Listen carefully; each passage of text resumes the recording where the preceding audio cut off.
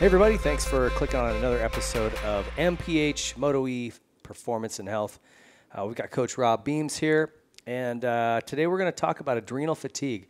Those of you who are working multiple jobs, training your butts off, trying to ride as much as you can, you're 100 miles an hour, 23 and a half hours a day, and just can't figure out why you can't stop feeling sluggish.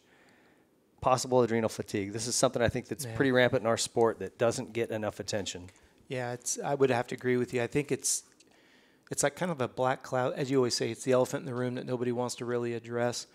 We're in a bravado sport where showing any sign of weakness and you get ostracized for it, and it's a shame because it's ruining our sport at that top level. I mean, as you've said over and over again, you look at the age that they're retiring. That's not necessary. We don't see the burnout rate in other sports, even sport of triathlon. I mean, Jan Frodeno just set the world record for Ironman world record. He's going to turn 40 next month. 40.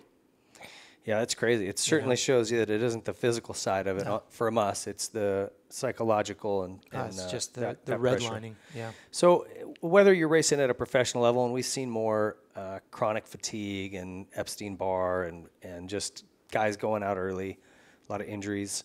But this isn't just at a pro level. This is, the everyman who's working their ass off at a 9 to 5.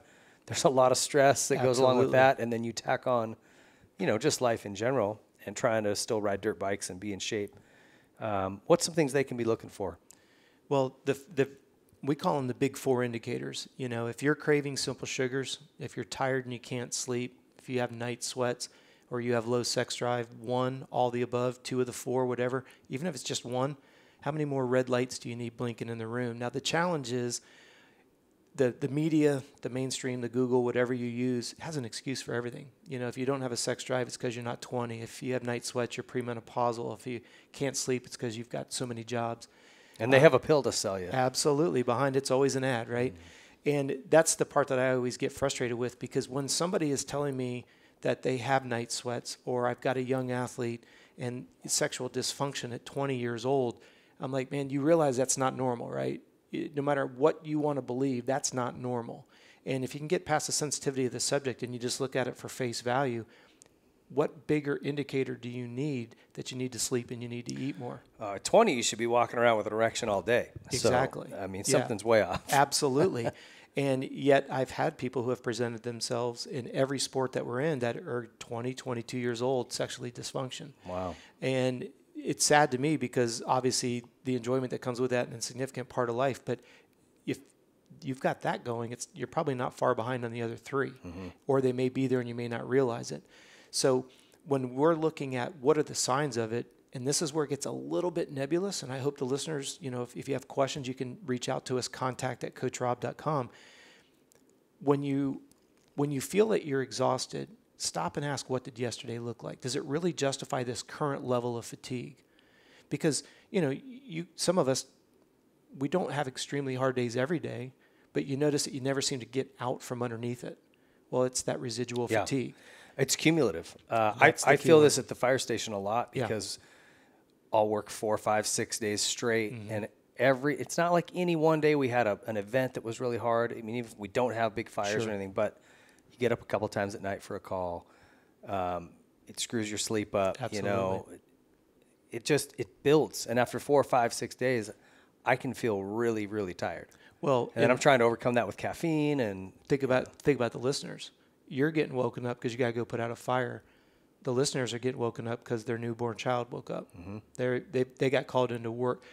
That portfolio of why am I getting woken up? We all have our unique challenges, right? Yes. And some of us, maybe you're bringing in an elderly loved one. That changes the dynamics of the house. It's very commendable that you're willing to do that, but what's the balance there? Are you bringing in outside help? What's the agreement with you and your partner? How's that going to be managed? Because it's, no pun intended for you, it's a code red alarm. Every time you get woken up, the body, you've thrown off the circadian rhythm and the cortisol level. For the listeners, it's called the parasympathetic, right? Our fight or flight as we all know it. Well, think about it in terms of a motorcycle. That parasympathetic system, it doesn't want to be revving all day long. Well, you've got a sick elderly person in your house. One of your animals is down sick. You may be losing your job. Someone just stole your motorcycle. We've all dealt with these frustrations, but what happens when they just they load up. Like you're saying, 5 days at being at the fire, eventually it just wears you down. That's 5 days. But for one of the listeners, or for our listeners that might be 23, he's like, "Nah, suck it up, Buttercup. You can do it." It's a little different when you're 40, 42, 45. You feel it differently. That's that residual fatigue you're talking about. And I think that's what our sport is really hurting ourselves with is, and when I say our sport, I'm not just talking the pros themselves. For some of us, we have to travel further and further to go race. And then you go and you race, and unfortunately, the races are very short. You go, "Rob, so?" Well, when the races are short, you're pinning the intensity. So you do 5 or 6 different classes because you want to get more than an hour on the track for the entire day. So very, very short recovery, high intensity racing. Well, where are you trying to get your food and beverages in between that? Then you got to try and drive all night long to get right back to work, to go work a 12-hour day because you want to race on the weekend. To make the money to go do it again. Yeah. And we all do it. We love it. We're not pulling the victim card at all. That's not what we're saying. But just like if we rode this in second gear for 45 minutes, we would know we excessively stressed the system, irregardless of the hour meter. But we do it every day. We chalk it up to being married, having a family, doing whatever we have. And the body's in there just revving, going, "When are you going to rebuild me? When are you going to?" It's not like an hour meter where we go, "Hey, well, we had 10 hours. Let's put a new top in." I am a big fan of the heart rate monitor. You can look at that resting heart rate. You can see if it's abnormally high. If it's not justified, you're probably tired. You have with the Garmin platform with the new body batteries, it's telling you need to be starting your day at 100. You're starting it at 67. Is that really a good day to do intervals? Yeah. Maybe not even go to the track. Maybe just go work a turn track on your property. Go work starts. Keep the intensity low.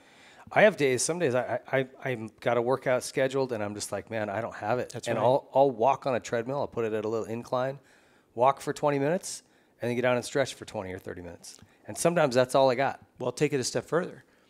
Go and smash yourself for an hour because the schedule says you have to do it.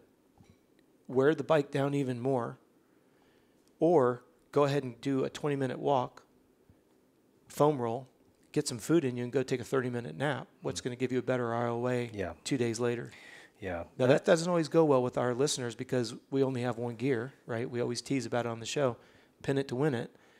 There's a point in diminishing returns. And what I think is interesting about this is you wouldn't have a bike that has 100 hours on it and go, "Yep, I've got my championship bike. I'm ready to go." But yet we think that we can just drag ourselves out of bed tomorrow morning and we're in championship shape. Yeah. No, we're not. Got a good night's sleep one night. I'm all set. And that's where those 4 external signs, they're an external sign of a hormonal fatigue. That's what adrenal fatigue is. It's hormonal. It's the parasympathetic system, the fight or flight, saying, "My red line is redlined out." Yeah. And there's 2 things you always talk about. You use a funnel. Yes. Take us through that. Well, if you think about, when I have a funnel and I'm pouring fuel through the top of it, I expect fuel to come out the bottom of it, right?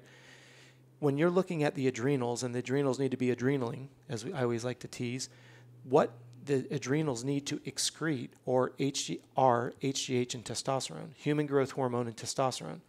HGH makes you naturally leaner. Testosterone increases the red blood cell count, amongst other things. Well, if I don't put MCT oils, high quality fat, raw coconut, raw nuts, extra virgin olive oil, any of the listeners can just Google MCT, medium chain triglycerides. That needs to go on the top of the funnel. The funnel itself exemplifies the adrenal system. If you want the funnel to release the hormones, give it fat. And that's what's so difficult in our society where we're fat phobic.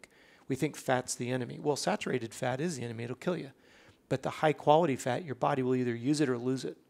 Well, when you're trying to give the system what it needs MCT oils. It needs high quality fat so it can excrete the hormones that makes you naturally leaner and recover. That's why you always hear me say sleep and food are the key elements to recovery.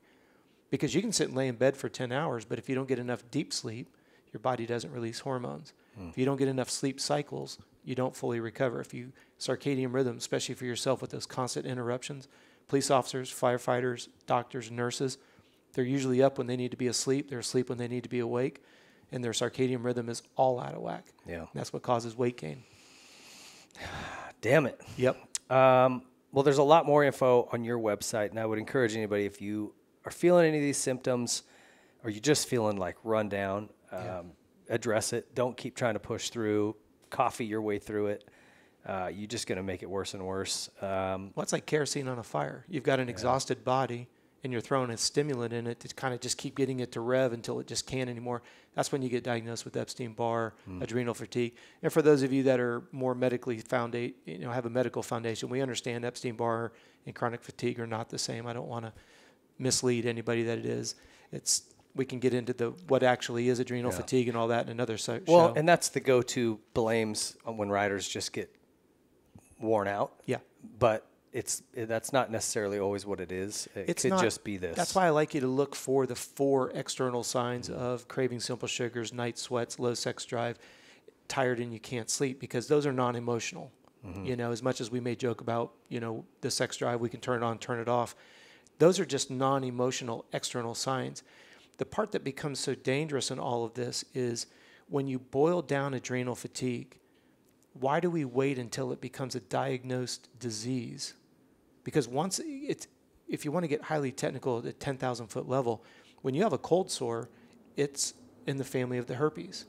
So when you have adrenal fatigue, all of that is in the same. I mean, adrenal fatigue isn't having herpes. I'm saying usually when you have a cold sore that breaks out, it's because the body's excessively stressed. So it's showing you it's an external sign of stress. Yeah. So when you look at all of those external signs, how many more do you need? Right. And it's not like a motor where I can reach in and I can rebuild your adrenals. The only thing that rebuilds the muscle, the body from the inside out, because you got to remember, cells, they make up tissue. Tissue makes up an organ. Series of organs make up a system. So when we say at a cellular level, that's why blood results are so important. If you're constantly out of range, you're out of range for one of only 3 reasons. You're not eating enough, you're burning it faster than you can get it in, or you're just simply not absorbing what you're eating. That's why blood work is so advantageous, because it is the foundation of health. Yeah. But we wait until we get adrenal fatigue, and if you've never had it, unfortunately, the only prescription for adrenal fatigue, sleep and eat. Sleep and eat. That's what they're going to tell you. And it's ruined a lot of people's careers that we all know. So takeaway here is don't feel bad about catching a nap, sleeping in a little bit. Absolutely. And good fats are just that. Very good. Very, very good fats. There's a lot more resources over at CompleteRacingSolutions.com. I would recommend going over there, punching in and checking in with Rob. All the things he's got there for free. You can also look at advanced memberships that will allow you access to a lot more. So we really appreciate you being on. Thank you, Stay sir. tuned for more MPH videos.